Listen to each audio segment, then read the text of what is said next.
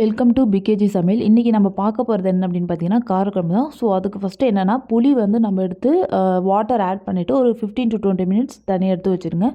So next நமக்கு தேவையான ingredients என்ன அப்படின்னு பார்த்தீங்கன்னா கடுகு தேவை, அதுக்கப்புறம் வந்து வடகம், அதுக்கப்புறம் வந்து வெந்தயம், அதுக்கப்புறம் வந்து ரெட் சில்லி பவுடர், அதுக்கப்புறம் டர்மரிக் பவுடர், அதுக்கப்புறம் ராக் சால்ட்டு, நெக்ஸ்ட்டு வந்து ஆனியன் கட் பண்ணி வச்சுக்கோங்க, அதுக்கப்புறம் டொமேட்டோ, அதுக்கப்புறம் கார்லிக்ஸு, கறி லீவ்ஸு, பொட்டேட்டோ, பிரிஞ்சால், லேடிஸ் ஃபிங்கர்ஸ் இது எல்லாத்தையுமே கட் பண்ணி வச்சுக்கோங்க. ஸோ நெக்ஸ்ட்டு வந்து நான் கேஸ் ஆன் பண்ணிவிட்டு வானலை வச்சு நல்லா காஞ்சதுக்கப்புறம் ஆயிலை ஊற்றிட்டு என்ன பண்ணிடுறேன், இந்த லேடிஸ் ஃபிங்கர் வெண்டைக்காய் இருக்குல்ல அதை எடுத்து நான் நல்லா ஃப்ரை பண்ணிடுறேன். ஏன்னா நம்ம லாஸ்ட்டில் நம்ம போட்டாலும் அந்த குழ குழன்னு இருக்கும், சாப்பிட நல்லா இருக்காது. ஸோ நான் நல்லா ஃப்ரை பண்ணி தனியாக ஒரு தட்டில் எடுத்து வச்சிடறேன். ஸோ நெக்ஸ்ட்டு அதே வானலில் ஆயிலை ஊற்றிட்டு நல்லா காஞ்சதுக்கப்புறம் கடுகு நான் வந்து போட்டு மிக்ஸ் பண்ணிடுறேன். கடுகு போட்டதுக்கப்புறம் வடகம் போட்டதுக்கப்புறம் வெந்தயம் இது எல்லாமே நல்லா பொரிஞ்சு வந்ததுக்கப்புறம் என்ன பண்ணுறேன், கட் பண்ணி வச்சுருந்த ஆனியனை போட்டு நல்லா ஃப்ரை பண்ணுறேன். கொஞ்சம் நேரம் நல்லா ஃப்ரை பண்ணிகிட்டே இருங்க.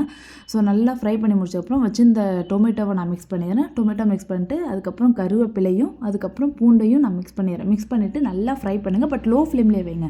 ஹையாக வச்சிங்கன்னா ரொம்ப தீஞ்சிடும். ஸோ அதனால் லோ ஃப்ளேமில் வச்சுருங்க. அப்புறம் கட் பண்ணி வச்சுருந்த பொட்டேட்டோவை மிக்ஸ் பண்ணிடுறேன். பொட்டேட்டோ மிக்ஸ் பண்ணிவிட்டு அதுக்கப்புறம் பிரிஞ்சால் இது எல்லாத்தையுமே நான் மிக்ஸ் பண்ணி நல்லாவே ஃப்ரை பண்ணுங்கள். எங்கேயும் விட்டுட்டு போயிடாதீங்க, இல்லைனா ரொம்ப தீஞ்சிடும். ஸோ நெக்ஸ்ட்டு வந்து வச்சு இந்த டர்மரிக் பவுடரை மிக்ஸ் பண்ணிவிட்டு ஸோ நெக்ஸ்ட்டு ராக் சால்ட் இது எல்லாத்தையுமே மிக்ஸ் பண்ணி நல்லாவே ஃப்ரை பண்ணுறேன். லோ ஃப்ளேம்லேயே வைங்க.